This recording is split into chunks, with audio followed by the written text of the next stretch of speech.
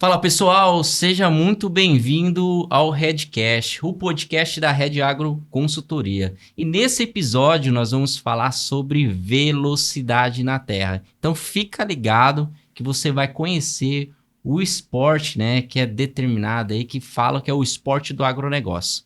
E para falar sobre essa conexão de velocidade, de terra, e para apresentar o autocross, né, que é essa categoria do automobilismo de velocidade na terra, Jean Pasquale hoje aqui conosco para gravar esse episódio. Jean, primeiramente eu quero agradecer por aceitar esse convite, né, por estar aqui hoje falando, apresentando. Seja muito bem-vindo ao Redcast. E as porteiras, eu sempre digo que as porteiras estão abertas, né, para que você possa usar desse canal para comunicar com o agronegócio. Obrigado, Rafael. Obrigado pelo espaço, né, pela oportunidade de estar aqui falando para você, falando para todos que vão acompanhar e vão receber um pouco dessas informações, dessa história que a gente vai contar hoje aqui. Ah, legal, ótimo. Ó, e fica ligado. Então, para você que é do agronegócio e quer conhecer esse esporte, né, que é do agro, depois nós vamos trazer algumas informações de curiosidade, né, Jean?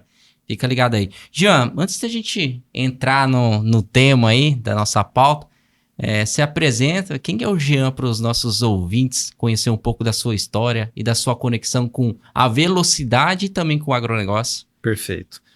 Bom, eu sou casado, pai de duas meninas maravilhosas, né? Tenho uma estrutura familiar muito boa, graças a Deus. Formado em Engenharia Civil, lá na UEL, Universidade Estadual de Londrina. E criado em Apucarana, no norte do Paraná, que é uma região agrícola e que foi o grande berço do autocross no Brasil. Isso aconteceu, esse movimento todo aconteceu no início da década de 80, mais precisamente em janeiro de 82. Tiveram alguns movimentos anteriores aí, né, mas foi realmente ali quando tudo começou, e meu pai foi uma das pessoas que participou disso tudo. Meu pai é advogado, mas é uma pessoa, assim, um cara que conhece um pouco de tudo, muito curioso. Ele é paulistano, nasceu em São Paulo, competiu em Interlagos nos anos 60, de lambreta, de carro, tudo que você imaginar, né? Falava em velocidade, ele estava no meio. E a história é mais ou menos assim. Esse núcleo, o autocross no Brasil surgiu em 3 diferentes lugares. Surgiu em Minas Gerais, ali na região de Belo Horizonte, em Piracicaba, estado de São Paulo, e Apucarana. E teve um núcleo em São Paulo que percebeu a ideia, mas que não gerou competição, que é a dissidência de Apucarana. No Salão do Automóvel, no fim de 81, um grupo de empresários, de profissionais liberais se reuniu, eles eram kartistas em sua maioria, para ir até o Salão do Automóvel de 81, no final do ano. E na sequência, né, era sempre integrado ali com o Grande Prêmio de Fórmula 1. Bacana. E lá eles se depararam com um protótipo que se chamava Coyote. E era exatamente um autocross, né? Era um veículo construído aqui no Brasil, em São Paulo, inspirado num protótipo americano.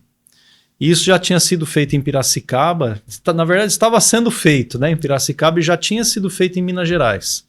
Em Piracicaba pelo Benedito Gianetti, que competiu durante muito tempo, desde da segunda corrida oficial no Brasil de autocross até, diria, uns 15 anos atrás, 10 anos atrás, né? E em Minas Gerais tinha uma outra figura notória que se chamava Paulo Rabi. Ele fez a importação de um veículo americano. É o carro que eu comecei a competir, é um protótipo que se chama Chenu, que era um veículo de patrulha da fronteira norte-americana entre Estados Unidos e México. Então era um veículo militar de patrulha de fronteira, adaptado para andar em pista fora de estrada, principalmente em duna. E como tudo nos Estados Unidos, tudo que tem roda vira competição. Então esse veículo ele migrou para a competição. O Paulo Rabi foi para os Estados Unidos, ele era muito ligado com esse universo do hot rod.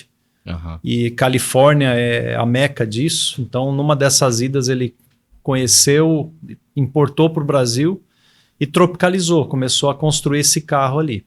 Fizeram algumas brincadeiras, no começo pelo que a gente sabe, eles competirem em aeroporto, no estilo... Os Estados Unidos tem um autocross que é assim, com cones, obstáculos, né? Mas lá também eles têm o off-road, né? Que é o autocross em circuito fechado de terra. Então esses dois personagens, eu diria que até antes de Apucarana começar a se movimentar, eles já começaram.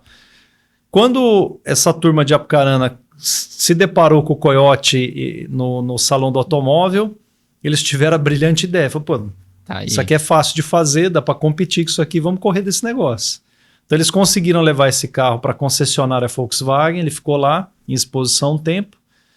E em janeiro, eu acho que algumas unidades foram comercializadas, mas a maioria acabou construindo o seu carro. Então eles fizeram uma etapa inaugural em comemoração do aniversário da cidade, que é dia 28 de janeiro.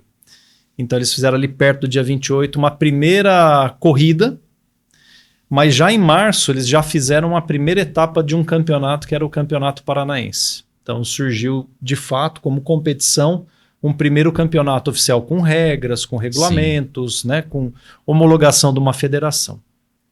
E uma das preocupações que meu pai e na época o presidente, o Núzio Figueiredo, que é médico, infelizmente nós o perdemos uns anos atrás, mas era um cara assim muito à frente do seu tempo. Eles fizeram um movimento e convocaram toda a imprensa nacional, porque eles entendiam que ali tinha o início de uma história, de uma trajetória. Isso está registrado, inclusive, eu tenho essa edição online da revista Quatro Rodas, né? Mas vieram as redes de televisão, enfim, veio muita gente fazer a cobertura desse evento, e no meio dessas pessoas vieram outras duas. Um deles era o Paulo Figueiredo, que é um português erradicado aqui no Brasil, piloto de rally, e ele foi quem teve a brilhante ideia de capitanear essa iniciativa de lançar um campeonato brasileiro. E aí que essa história toda começou. Então, meu pai até conta que eles foram para Belo Horizonte. Na época, o presidente da Confederação Brasileira morava em Belo Horizonte, então ele tinha uma espécie de escritório que ele despachava de lá. A sede era no Rio de Janeiro. E eles foram num grupo de ele mais 4 pessoas, saíram de Apucarana até Belo Horizonte para poder oficializar esse campeonato. Então eles apresentaram o projeto, a ideia. Junto do Mário Figueiredo, eles deram esse pontapé, e a primeira corrida daí do brasileiro aconteceu na Sociedade Paulista do Trote em 1982. Já foi a segunda corrida. Então tem alguns vídeos antigos, tem reportagem, legal. Tem uns recortes de jornal, enfim, a gente vai juntando. Então eu cresci em meio a essa história, eu já era bem pequenininho, mas tinha carro de corrida em casa, era o meu brinquedo favorito, né? E eu digo assim que é quase uma sina, né? Eu tenho um amigão aí que é filho do primeiro campeão brasileiro, que foi campeão em 82, o André, corre de vez em quando com a gente, já participou de etapa do brasileiro, é um bom piloto. E ele brincou um dia comigo e falou: Jean, pra gente isso aqui é uma sina, né? O que os nossos pais começaram, a gente tá aqui até hoje. É o caso do Rec Júnior, é o caso do Felipe Gianetti, que era filho do Dito, também competiu durante um bom tempo, era um baita piloto. Enfim, tantos e tantos outros, né? Mas quis o destino que esse esporte ele fosse um esporte de interior. Porque você vê, por mais que a primeira etapa do Campeonato Brasileiro ela tenha acontecido em São Paulo, um núcleo ali hoje de a grande São Paulo, mais de 18 milhões de pessoas, mas ela não caiu no gosto das capitais, ela acabou indo para o interior, e por essas razões, né, ela acabou desenvolvendo um fato curioso, que é o desenvolvimento dela e na graça de quem que o esporte caiu, que nós já vamos falar um pouco disso. Ah, legal, bacana. Você começa a olhar essa história assim, você vê que tem os protagonistas, né? Principalmente no início, esse olhar, né? De como que nós vamos construir, como que nós vamos fazer rodar, porque hoje tá um pouco mais, não é mais fácil, né? Mas já tá bem andado o caminho.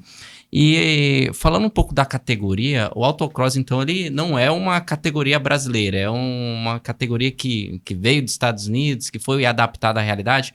Porque eu estava até assistindo alguns vídeos lá, inclusive tem algumas categorias no autocross que eles até rampavam, né? Igual você falou, o americano tem roda, vira Competição. vira competição. E eu falei, caramba, os caras com carro de autocross rampando também algumas pistas. E aqui para nós já tem alguma diferenciação. Essa categoria ela veio dos Estados Unidos e foi adaptada à nossa realidade. Como foi construindo o autocross brasileiro? Tudo é processo de evolução, né, Rafael? Aquele foi o início, então assim, foi a grande influência aqui no Brasil, foi esse movimento vindo dos Estados Unidos, e aqui começou com o mesmo conjunto mecânico que tinha lá. Então era o Fusquinha, Sim. chassi do Fusca, motor de Fusca, suspensão do Fusca, câmbio do Fusca, com uma gaiola, uma estrutura tubular, e os itens de competição, né? Banco, cinto e o que é necessário em termos de segurança. Mas tudo isso evoluiu muito, né? Inclusive aspectos de segurança, regras, Sim. preocupações. Antigamente tinha um fato curioso, esse veículo era obrigatório por regulamento que ele fosse biposto. O que isso significa? Que você precisaria ter o banco do motorista do lado esquerdo, do piloto, e teria que ter o espaço do passageiro do lado direito que ficava vago. Essa era a característica do autocross no seu início. Eu comecei num carro assim, que era um chassi mineiro desse, um Xenu, e ele ainda era biposto, né? Eu sentava do lado esquerdo. E aí depois foi evoluindo para o monoposto, que é um assento central, onde o piloto fica no meio do carro. E aí o carro foi ficando mais compacto. No início se utilizava o chassi do Fusca, né, ou dos veículos Volkswagen, Brasília, Variante, tudo que você imaginar. E depois toda a construção do veículo ela passou a ser totalmente tubular. Você falou dos saltos, né? Realmente era muito mais cross. Você andava no barro com saltos, com obstáculos. Tem fotos, depois eu vou compartilhar com você para você mostrar, né, para todos aí. Muito interessantes, assim, inclusive aqui no estado de Mato Grosso, corrida aqui em Cuiabá, na década de 80, carro saltando, tinha um fosso, uma vala. Então, assim, eram outros tempos, né? Outros desafios. Mas com o tempo foi havendo uma evolução. E o esporte acabou migrando realmente para uma velocidade na terra, né? Ele acabou saindo muito do universo cross, mais obstáculo, mais barro, mais perícia, e passou a ser realmente uma competição de automobilismo puro, né? E toda essa evolução, eu diria que tem praticamente 3 fases aí. Tem os anos 80 e o início dos anos 90, que é essa concepção do motor a ar Volkswagen com esse tipo de carro. Nos anos 90 já uma versão monoposto, ainda com motor a ar. Na virada do século ali, fim dos anos 90 para 2000, entrou o motor AP, que é um motor Volkswagen refrigerado a água. E no final dos anos, ali perto do 2010, né, na terceira, ao fim de 30 anos aí de evolução, os veículos eles se aprimoraram mais e eles são praticamente o que a gente tem hoje. Que eles já migraram para um veículo que é praticamente um Fórmula, né? Ele tem uma receita parecida com um carro desse. Tanto que eu estava até essa semana conversando com amigos, eu venho da geração dos anos 90, né? A segunda ali. E ali era o monoposto, embora eu tenha começado com uma biposto, o monoposto com motor a ar. Então, assim, você se preocupava em fazer um bom motor, mas não se preocupava com o chão, né? Com acerto. Preocupava pouco com isso. Tudo mais. Assim, você fazia o básico, feijão do arroz, o carro tá na mão, mas hoje, eu fiquei um tempo parado, quando eu voltei e peguei essa geração nova dos carros, são carros mais sensíveis, que o motor ele influencia muito menos, né? Ele tem uma influência sim, mas é uma influência pequena. Se você pegar do melhor para o pior motor, a diferença que isso o reflexo disso na pista é muito pequeno. Agora, um acerto de chão, um carro que é bom e é ruim, que ele tá na tua mão ou não tá, dá uma diferença às vezes de 2 segundos, entendeu? Sim. É até bacana essa visão, essa histórica agora. É por isso que muito se fala que o autocross é a Fórmula 1 da Terra. E por que o autocross acabou se tornando, então, o esporte do agronegócio? Na primeira parte da conversa ali, eu expliquei para você e para todos que quis o destino que esse esporte fosse para o interior, né? E eu acredito que isso acabou acontecendo pela carência do interior, assim como lá em Apucarana aconteceu isso, né? A pista que tinha na época disponível era o kartódromo de Rolândia, que é uma cidade entre Apucarana e Londrina. Ayrton Senna chegou a correr brasileiro lá, acho que em 77, 78. E era o que você tinha para praticar o esporte. Então, ter uma alternativa. Na época não tinha o Autódromo de Londrina. O Autódromo de Londrina, inclusive, é curioso. Meu pai chegou a correr numa pista em Londrina de terra, que era conhecida como o Oval do Beto Monteiro, que é o responsável, grande responsável por projetar e construir o Autódromo de Londrina. Então é uma pessoa assim que tinha automobilismo, né, na veia. Então quis o destino que ela fosse para o interior, muito provavelmente por conta dessa carência das pessoas praticarem o esporte no interior. No interior você não tem autódromo, muitas vezes você não tem kartódromo. Hoje em dia os tempos são outros, né? A gente tem, pegar em Mato Grosso mesmo, tem Sapezal, Campo Verde, Sorriso, tem Sinop, agora aqui o Parque Novo Mato Grosso, tem Várzea Grande. Então você tem alternativas para a prática do esporte, né? Antigamente não tinha. Então você ia correr do quê? Vai para a terra, né? Então a alternativa que tinha era fazer uma pista de terra e participar de uma competição, né? Nesse contexto. E aí, acho que não foi um movimento de marketing, não foi uma construção, não foi nada artificial, mas quis o destino e eu atribuo isso a um elemento chave, que é a terra. Em razão da terra, porque não tem outra explicação, né? Essa identidade da terra com o esporte, mas da terra com o produtor rural, a grande maioria, a maioria absoluta das pessoas que praticam o esporte são produtores rurais. É o homem do campo, é o produtor, é o cara da roça, entendeu? De pequenos a médios a grandes produtores, né? São pessoas que gostam de máquina, que têm o automobilismo na veia como essência. Então, acredito que tudo isso que nasceu lá atrás acabou indo para o interior e caiu na graça das pessoas que têm essa conexão, né? O elemento chave do esporte com a atividade profissional é a terra, né? Porque existe essa identidade dos dois lados. São pessoas apaixonadas pela terra.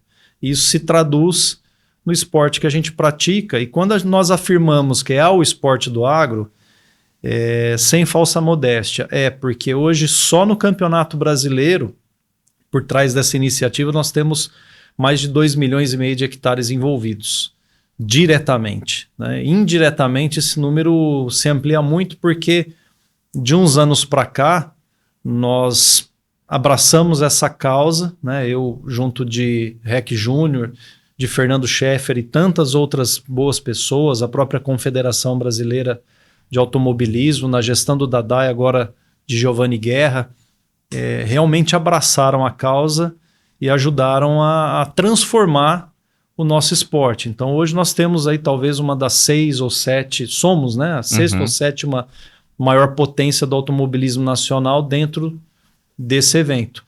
E é uma reunião de pessoas do agro. Eu acho que é isso que faz com que nós tenhamos tanto carinho em produzir os eventos, em se preocupar com essa iniciativa, porque realmente é um hub de relacionamento, é um link do agro que é tão carente de alternativas de entretenimento, né, descontraídas para reunir as pessoas que cercam esse mundo. Né? Então, Isso faz com que as empresas, todos que têm conexão conosco, né, trazem seus convidados e esse universo tem se multiplicado, né? Certo. É um movimento que a gente tem cuidado aí com muito carinho nos últimos anos.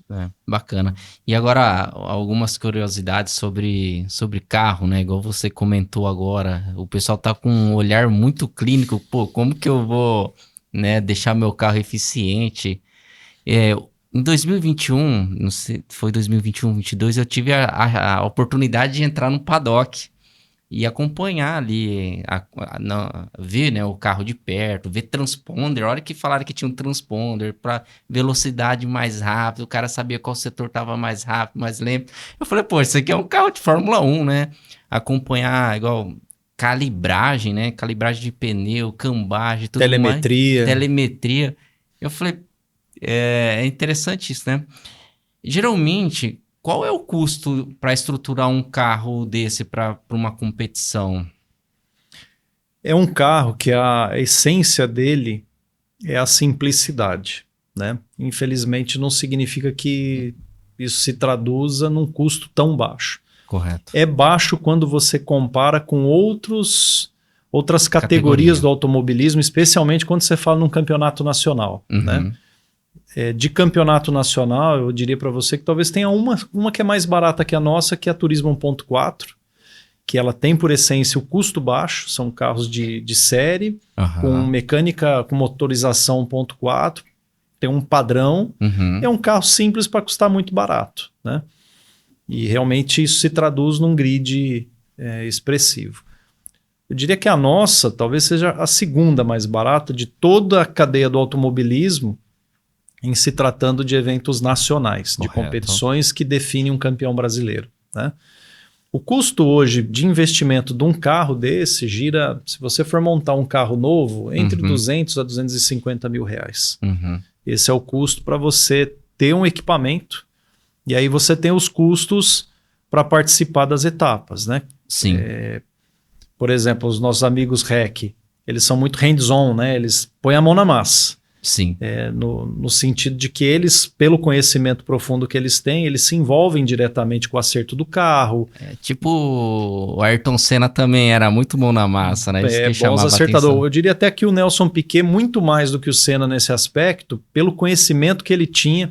Ele morou nos Estados Unidos, fez curso de mecânica enquanto ele fez um intercâmbio para jogar tênis. E aí que veio o conhecimento dele. Então foi um cara assim que inventou muita coisa no automobilismo. Cobertor para aquecer pneu, pit stop de parada de reabastecimento, de troca de pneu. Uma infinidade de ideias.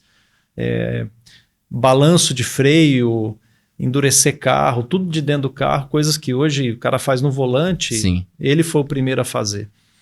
Então, esse conhecimento ele é importante, principalmente numa categoria como a nossa. Não por acaso são dois atuais bicampeões do campeonato. Esse ano não estão indo muito bem, mas mudaram, inclusive, a equipe, tudo, né? Deram uma mexida boa e, como toda mudança, leva tempo. Sim. Mas são exemplos de pessoas que conhecem, amam profundamente, mas se envolvem diretamente com o acerto, né? A maioria não tem esse perfil, a maioria depende de alguém que tenha conhecimento técnico, ele passa o comportamento do carro para tentar desenvolver o acerto, para tentar chegar na melhor receita possível, né? Existe um regulamento técnico, como também existe o regulamento desportivo. O técnico ele define, o desportivo são as regras do jogo. O técnico, eu diria assim, são as armas, né? Com que arma eu posso, no bom sentido, eu posso jogar esse jogo, né? Eu posso fazer o que com esse equipamento? Eu posso fazer isso, posso fazer aquilo, não posso isso, não posso aquilo. E dentro dessas regras técnicas, você tem que tentar tirar o melhor proveito. Então, desde acertos muito simples, como uma calibragem que influencia bastante, até um acerto de suspensão, um acerto de tração, um acerto de freio. Cambagem também, né? Que é do balanço e comportamento do carro. Às vezes acerto de motor, você tem a sensibilidade de que o barulho não está legal, então tem alguma coisa. Essa simplicidade, ela tem alguns aspectos interessantes, porque ela nivela bastante. Sim. e ao mesmo tempo ela faz com que o piloto se sobressaia. Então ainda, o que eu acho que tem de mais interessante nesse campeonato em termos de competição é que entra ano, sai ano, a gente vai para outra última etapa e não tem campeão definido. Esse ano nós fizemos, eu não lembro a última edição que foi assim, até nem sei se teve ao longo dos anos, acredito que sim, porque lá se vão 43 anos de esporte, mas esse ano a gente lançou um campeonato sem descarte. Né? O campeonato está se profissionalizando, ele está evoluindo, então foi uma demanda dos pilotos, né, que nós atendemos. O que significa? Antes com descarte, ao longo de um certame, de um campeonato, você tem etapas, que são fins de semana de corrida. E dentro da etapa você tem as corridas. Cada corrida dessa, ela tem uma pontuação definida, que somada integra uma tabela de pontuação do campeonato. Igual a Fórmula 1, igual outros esportes, inclusive. Stock Car, né, e tantas outras. Óbvio, cada categoria tem um regulamento desportivo que estabelece essa pontuação, o peso...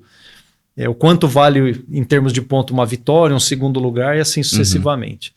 Mas esse ano nós temos um campeonato sem descarte. Então, antes alguns maus resultados, o regulamento definiu. Você pode descartar tantos piores resultados.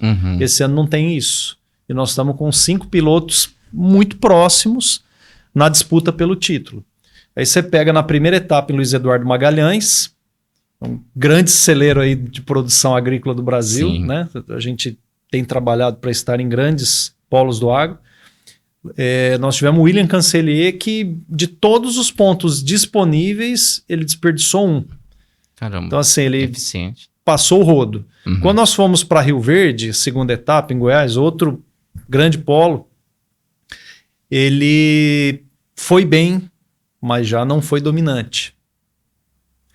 Quando nós fomos para a terceira etapa aqui em Campo Verde, que é outra potência do agro, a história foi completamente diferente. Então essa imprevisibilidade, isso da minha época, da época do meu pai, a gente vai para um fim de semana de corrida e não sabe o que vai acontecer. Entendeu? As coisas mudam muito rápido. O Rec Júnior, que foi o cara dominante nos últimos 2 anos, por exemplo, não tem feito nada, tá se batendo, tá apanhando do carro e do acerto, e é amortecedor que quebra, não sei o quê. Então, assim, é interessante porque isso dá a oportunidade de você ter um campeonato extremamente competitivo e imprevisível. E esse elemento, na minha visão, na minha opinião, é algo que é sensacional. É algo que a Fórmula 1, por exemplo, tenta ter, faz de tudo, inclusive com medidas artificiais para você fazer um carro ultrapassar o outro, e ela não consegue chegar num nível de competição como esse, né? Então é algo... E tem um outro fator também, só para arrematar essa parte, que do automobilismo, talvez o rally e a velocidade na terra, que é a nossa modalidade, essas duas, né? Que são duas modalidades do automobilismo, elas têm por característica nivelar mais, independentemente da idade. Então, assim, a gente tem um Vanderlei Heck, no alto dos seus 72, 73 anos, tão competitivo quanto um moleque de 18 anos, que um Vitor Wilmes lá da Bahia, que tem 18 anos, que é rápido, ganhou corrida, então, assim, isso é muito bom, né? É um elemento que você não vê no kart, você não vê nas grandes competições do asfalto, e é algo muito bom da gente presenciar.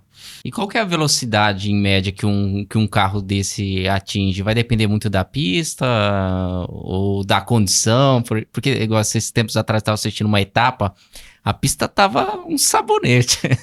Ninguém parava, isso vai influenciar, né? Você pega uma pista mais firme, mais seca um pouco, ela tem, mas geralmente a velocidade máxima numa condição favorável de ter velocidade chega a quantos km por hora? A velocidade máxima, ela é uma equação que depende, assim, primeiro que a gente tem um hardware, né? Um conjunto mecânico ali, definido por um regulamento, que do mais rápido para o mais lento muda muito pouco. A velocidade, ela é definida pela extensão das retas, ou seja, característica das pistas. Eu diria que a pista mais rápida do Brasil, ela fica em Joaçaba. A história conta, né? Inclusive os amigos lá de Joaçaba, Junqueira, e o Acir De Luca, os amigos que a gente tem lá, fazem parte do clube de Joaçaba, contam que o autódromo de Joaçaba é o segundo autódromo mais antigo do Brasil em atividade. Chama-se Cavalo de Aço. Eu tive a oportunidade de correr lá em março de 97, primeira vez. E é um autódromo que a reta ela começa num ponto que se chama Porta do Céu, porque você está numa reta, mas você sobe. Então você começa a subir, subir, subir. Depois você passa por um portal, que é o portal de chegada, anda um trechinho em reta e começa a fazer uma curva para a esquerda e começa a descer. Então, lá no ponto antes da freada, por telemetria, a gente sabe que se chega com o autocross a 180 km por hora. Então, é uma velocidade muito alta para a terra. Generosa. Mafra também, Santa Catarina, eu não tive a oportunidade de correr lá, mas é a reta mais extensa que a gente tem e que dizem que supera, inclusive, Joaçaba hoje. Mas a essência do autocross, principalmente, né, a gente tem várias categorias de velocidade na terra. Tem lá no sul, eles chamam de Turismo 5000, que é o Ômega, que eram os antigos Stock Car que hoje andam na terra. Tem o Fusca ainda corre, né? Nós organizamos o Kart Cross, que é um autocross miniatura com mecânica de moto, a Turismo Cross, que é o carro de rua adaptado para competição, que corre tanto na terra quanto no asfalto. O Gol é o carro preferido, né? E o autocross. Então, assim, o autocross ele é um carro que ele tem uma característica de ser muito rápido de arrancada. Sim. É um carro que tem, assim, se você for cronometrar o 0 a 100 dele, ele é muito rápido. E eu acho que essa é a característica mais interessante no carro, porque a dinâmica da competição ela fica mais interessante, mais rápida.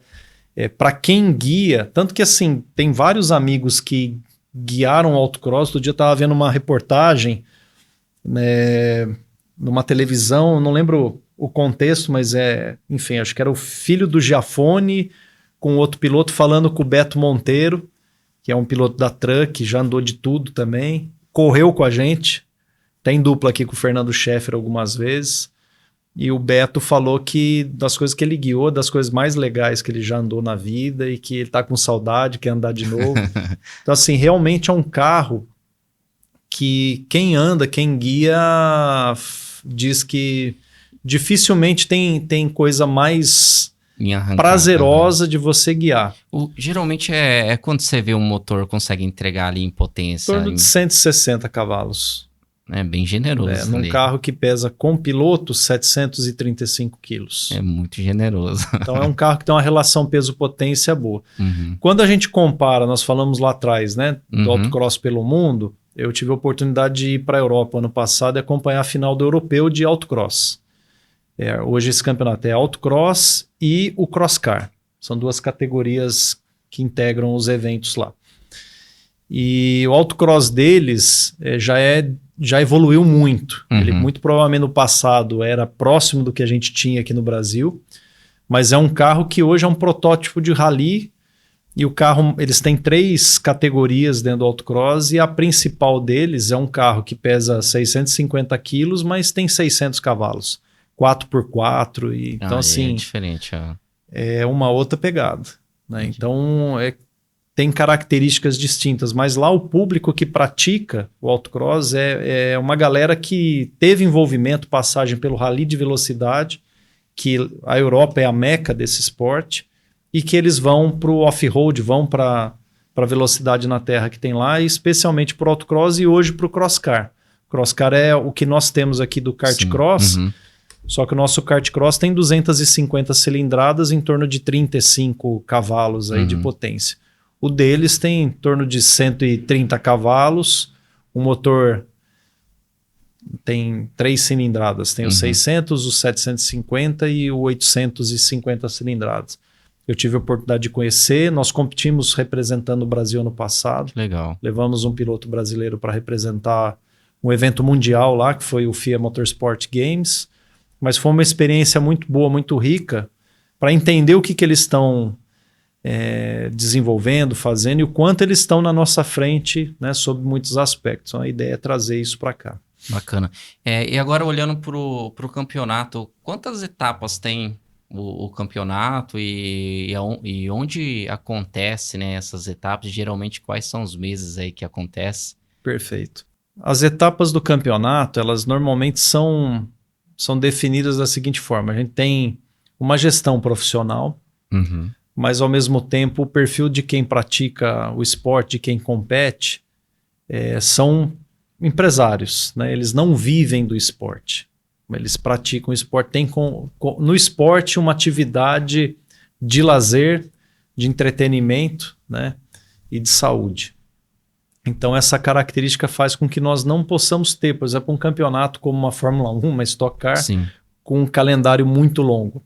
É necessário a gente ter uma quantidade de etapas que seja possível conciliar a atividade profissional com a prática do esporte. Até porque o nosso país é muito grande e num campeonato brasileiro, que também a gente mescla, né? Tem pilotos que participam do campeonato brasileiro, mas também praticam aqui o campeonato, participam aqui do campeonato mato-grossense ou do baiano ou de outro campeonato pelo Brasil.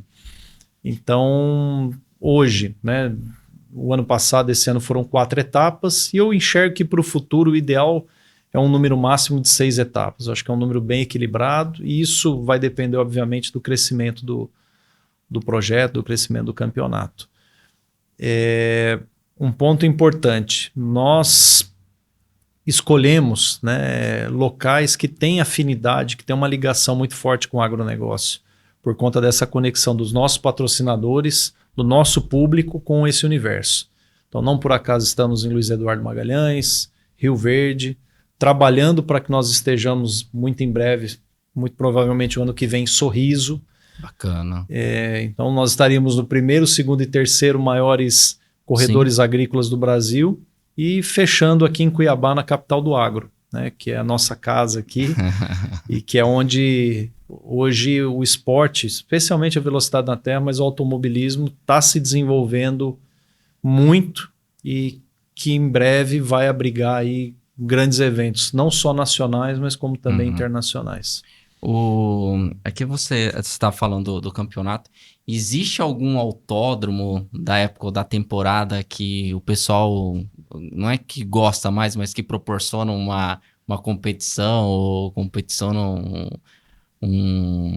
uma melhor corrida, assim, que o pessoal fala, pô, esse vai ser a corrida de tal lugar. Esse nós vamos em força. Existe algum autódromo que proporciona isso? Olha, eu acredito que isso é muito particular, né, Rafael? Assim, acho que vai muito de piloto para piloto, né? Se eu fizer essa pergunta, por exemplo, pro Fernando Scheffer, ele vai querer, obviamente, responder que é o Autódromo Bom Futuro, né? Que é uma baita pista. Eu particularmente adoro. Gostava até um pouco antes, que tinha o S de alta, tudo. Sim. Mas era um traçado que não possibilitava ultrapassagem. Então a mudança foi feita em função disso, para melhorar o show, a dinâmica da competição. Mas eu acho que cada autódromo tem uma característica distinta. Eu acho que piloto, Correto. Eu não posso ser muito tendencioso como organizador, mas como piloto, eu diria para você que o piloto tem que gostar de todas as pistas, porque na terra principalmente, mais do que no asfalto, as pistas elas têm características únicas, né? Quando a gente vai correr em Luiz Eduardo Magalhães, é um terreno mais arenoso, é um lugar quente, como estamos no Cerrado, né? Sim. Então, assim, é uma pista que naturalmente exige muita perícia, muita habilidade. Não é à toa que a Brasília, que a Bahia é um berço formador de excelentes pilotos, né? Por exemplo, Rio Verde. Rio Verde foi um autódromo que, se eu for responder, eu sou tendencioso, que eu projetei, eu idealizei. Bacana. E, assim, tinha uma demanda por uma pista de alta, né? Então lá a gente tem uma curva que ela se assemelha à curva de um oval. Alguns fazem quarta marcha no autocross a 140 por hora. Então já é uma pista que tem desafios diferentes, né? Por exemplo, esse ano nós tivemos, como nós tivemos ano passado, Campo Verde. É uma pista muito técnica. É uma pista que você tem curvas de baixa velocidade, curvas de alta, curvas de média. Então são desafios diferentes, né? Cuiabá, assim como Rio Verde, aqui o Autódromo Bom Futuro, ele tem a característica de ser iluminado e a gente corre à noite. Isso agora tem em Rio Verde também. Então, é algo único. Correto. Né? Então, assim, são características que você vai somando, vai reunindo. Cada um, eu entendo que faz a sua avaliação, o seu julgamento e define, eu gosto dessa pista. Às vezes a pessoa se identifica mais com aquela característica. Acho que é muito particular de cada um. E acho que todas as pistas que a gente tem, assim, hoje no Brasileiro a gente não escolhe qualquer lugar para sediar, muitas vezes por questão de segurança, mas principalmente essa conexão. Mas um ponto que é muito forte é essa questão da segurança para nós e dessa ligação. Né? Tem que fazer sentido para o projeto, para o agro, para quem está com a gente. Com certeza. E qual que são os impactos econômicos, né? Porque, como você diz, tem vários apoiadores que ajudam vocês. O próprio produtor, ele tem essa preocupação, não só de ter um lazer, vamos dizer, mas ele tem uma preocupação de desenvolver também a região dele, né? Ele tem isso de cultura, eu preciso desenvolver minha região, e ele sabe o quanto que o esporte agrega também nisso. E quais são os impactos econômicos que tem ocasionado, principalmente para esses municípios que recebem as etapas? É uma excelente pergunta, né? Eu começo te respondendo que para cada... Assim, o grande prêmio que o Brasil recebe de Fórmula 1 não se chama, há alguns anos mais, Grande Prêmio Brasil, ele se chama Grande Prêmio São Paulo, né? O principal apoiador é a Prefeitura de São Paulo. Então, o estudo que eles têm, que é um estudo realmente muito bem feito, muito consistente, é de que para cada real que a Prefeitura investe, retornam entre R$ 2,5 a R$ 3 para a economia de São Paulo. Então, para algo no tamanho, no porte de uma cidade, de uma região metropolitana como São Paulo, é muita coisa. Esse ano, curiosamente, vindo de encontro com a tua pergunta, nós estávamos fazendo um exercício juntos para medir um pouco isso, né? Qual que é o nosso impacto?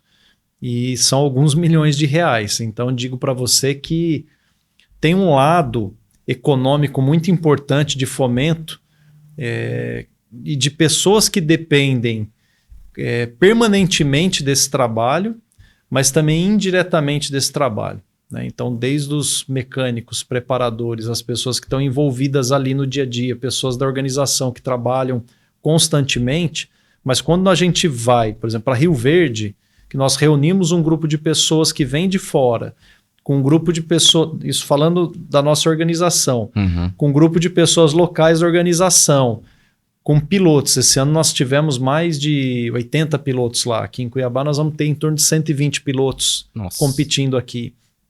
Então, assim, isso traz um impacto econômico para toda a cadeia do município, né?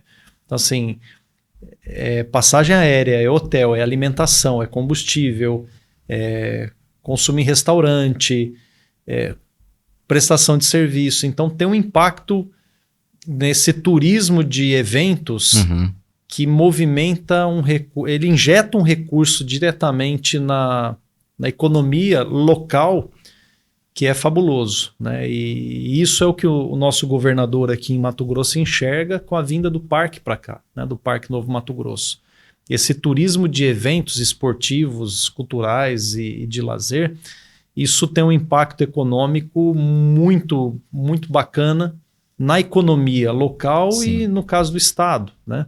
Então, fomentar esse tipo de iniciativa, não só como do parque, mas de outras iniciativas similares, eu vejo que é um acerto muito grande que as pessoas não valorizam. Quando muita gente que olha, por exemplo, o automóvel, esse esporte de elite, de rico, de não sei o quê, até sem crítica, mas não veem que por trás disso tem muita gente que, né, tira o seu sustento, alimenta a sua família, e que, sim, é um esporte caro, um esporte que exige um investimento para você colocar um carro na pista, praticar, mas que para você colocar o carro na pista não é só o cheque do piloto ou do patrocinador. Tem uma cadeia por trás, né? A gente costuma dizer no automobilismo que o automobilismo é o esporte individual mais coletivo que existe. Porque o piloto sozinho não faz nada. Se ele não tiver um bom carro, uma boa equipe, um bom acerto e tem um grupo de pessoas por trás, isso não acontece. Então essa é a mais pura verdade. E esse é um tesouro que não só o automobilismo, mas muitos esportes tem, né? A característica de gerar emprego, gerar renda, de trazer divisas e riqueza para as regiões por onde esses eventos passam, principalmente grandes eventos. E você, como CEO hoje da Autocross Brasil, ali na frente, quais que são os próximos planos aí para os próximos anos aí, 2, 3, 4 anos aí? Qual legado que vocês querem construir com essa modalidade? Bom, acho que são vários desafios, né? Eu costumo dizer assim que a trajetória da vida é uma grande estrada, né? Que a gente normalmente sai de um ponto, percorre um caminho para chegar em algum lugar, né? Até a parada final. Olhando para esse projeto, eu sou um apaixonado, né? Eu peguei isso numa época em que eu competia, deixei de competir, me dedico até hoje para esse campeonato, faço por amor. E digo para você que quando eu olho, eu vejo uma estrada em que nós percorremos um caminho, e quando eu olho para frente eu sei que tem um longo caminho ainda a ser percorrido, mas honestamente difícil saber qual que vai ser o fim da linha. Mas digo que do potencial que esse esporte tem, nós estamos longe de atingir a sua capacidade plena, embora ele tenha evoluído demais. Isso vem sendo percebido por empresas que estão com a gente, que acreditam na iniciativa, acreditam na seriedade com que o trabalho vem sendo conduzido e até no retorno que ele propicia, principalmente no relacionamento com esse universo que a gente tem conectado com o esporte. Diria que um grande desafio que a gente tem pela frente é a massificação do esporte, é você fazer com que essa iniciativa ela comece a ser percebida pelo grande público. Nós estamos trabalhando, ainda somos carentes, né, de recursos, estamos buscando, estamos desenvolvendo, mas a tendência no futuro é, tendo mais sucesso, a gente reinvestir esse recurso justamente na direção da massificação. E para isso você tem que investir massivamente em marketing, em divulgação, como também no aprimoramento, né, na produção dos eventos. Então, à medida que a gente vai evoluindo em termos de captação, de capacidade de investimento, tem diversos investimentos sendo realizados, né?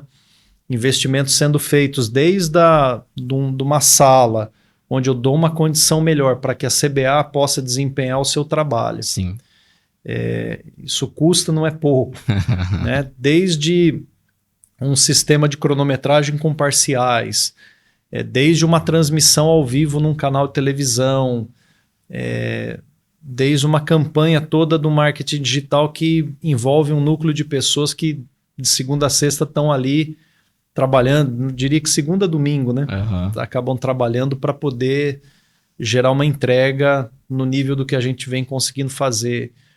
E tantas ações, né? É muito trabalho envolvido por trás disso, mas eu acredito que o grande desafio seja a massificação, tornar esse esporte conhecido e reconhecido pelo grande público. Porque pelas pessoas que estão dentro, eu sinto que existe já esse reconhecimento. Eu venho de uma época lá atrás que eu tinha que ligar para os pilotos para reforçar o convite. Hoje a gente tem no autocross 30 vagas, 30 pilotos com fila de espera. No kart cross, por exemplo, nós vamos ter a final aqui em Cuiabá agora no mês de novembro. Nós disponibilizamos 80 vagas num campeonato que a gente divide em duas chaves, afunila depois numa final. 96 pilotos. Então, nós tivemos as 80 vagas esgotadas em menos de 2 horas. Em questão de 4 minutos, eu tinha 53 inscrições efetuadas, que eu puxei o log do sistema, a gente usa o sistema de inscrições da CBA. Então, assim, são números que já apontam essas que já apontam sucesso, né? Que o campeonato ele já tem uma percepção de que existe um nível de organização acima da média, que a gente se esmera para entregar algo organizado, algo bem feito, um nível de pista beirando excelência, com essas características, hora está liso, hora está seco, que são desafios da terra, principalmente em lugares de clima muito quente como o nosso aqui.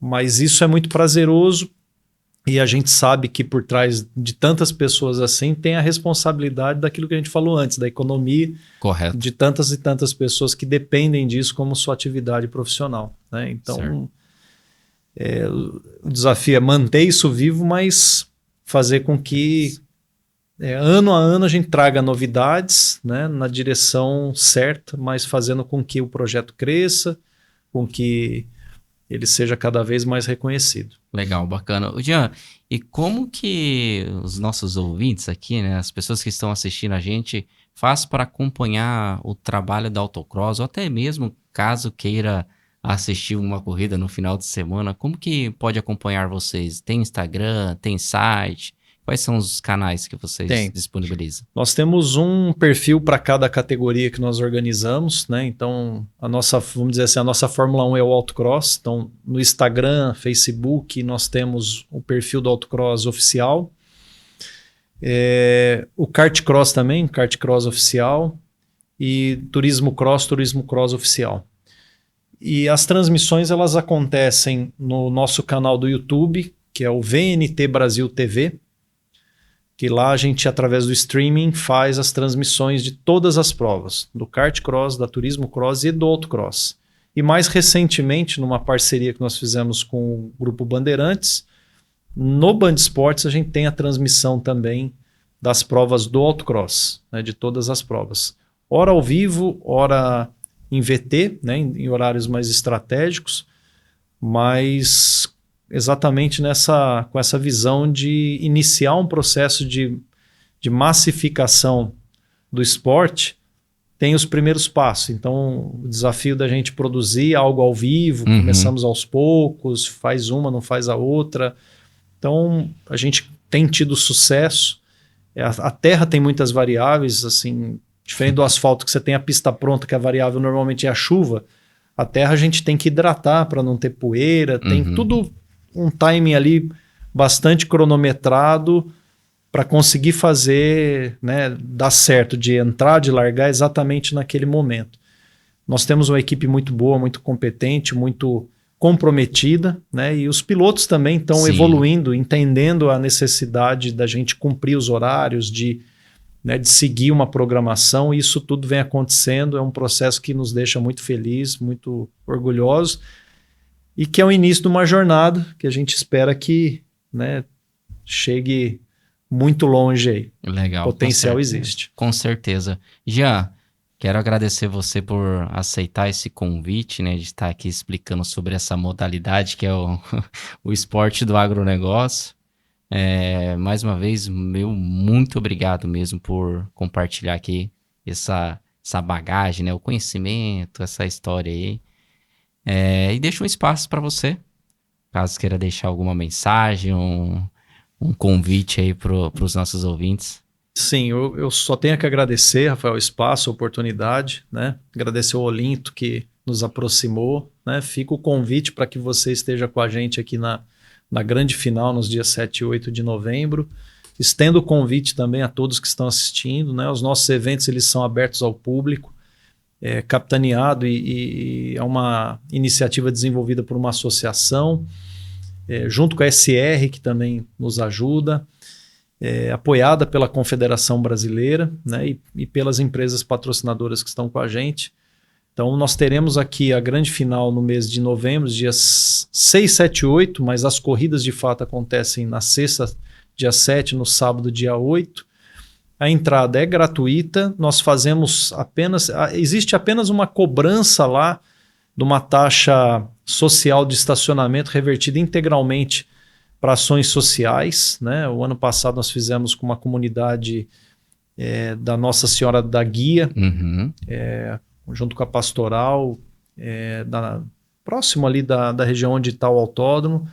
É um trabalho que ajuda, né, algumas pessoas, assim como a gente faz no evento também algumas ações sociais. Esse ano mesmo nós fizemos uma parceria com o Hospital de Câncer e recebemos crianças em tratamento que tiveram a oportunidade de estar próxima do carro. Algumas entraram, ouviram barulho, aceleraram. Que legal. Né?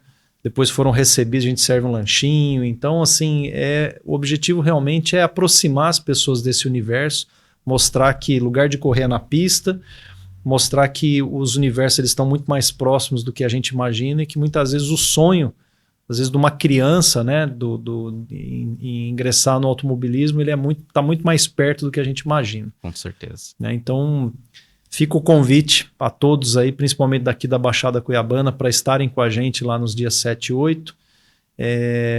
Seria sábado e domingo. Novamente, né, a gente monta um espaço ali, temos arquibancada, um espaço todo com praça de alimentação, tudo feito com muito carinho para receber da melhor forma possível a todos que comparecerem. Então, desde já, agradecer a oportunidade, né, de chamar a todos para estarem com a gente. Ótimo, ótimo. Mais uma vez, muito obrigado. E para você que acompanhou esse episódio, né, conhecer um pouco sobre o autocross, essa velocidade na terra, que é o esporte do agronegócio, convido você a compartilhar, curtir, comentar, levar esse assunto para outras pessoas do agronegócio também. E aguardo você no próximo episódio. Tchau, obrigado.